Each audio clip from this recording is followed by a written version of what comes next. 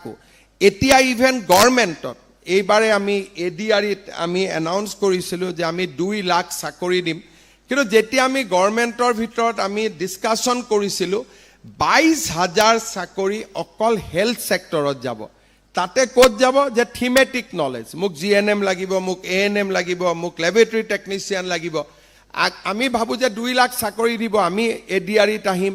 নহয়, গভৰ্ণমেণ্টখনকো কি লাগে যে আমাকো হস্পিটাল চলাবলৈ থিমেটিক নলেজ থকা ষ্টুডেণ্ট লাগে। এতিয়া যেতিয়া আমি 2 লাখ ক'ত ক'ত চাকৰি দিম আমি হিচাপ কৰিছিলোঁ, তেতিয়া আমি দেখিছিলোঁ আটাইতকৈ বেছি আমাক টিচাৰ লাগিব নাম্বাৰ 1, নাম্বাৰ 2 আমাক হেল্থৰ লগত ৰিলেটেড ছাবজেক্ট জনা আমাক ষ্টুডেণ্ট লাগিব।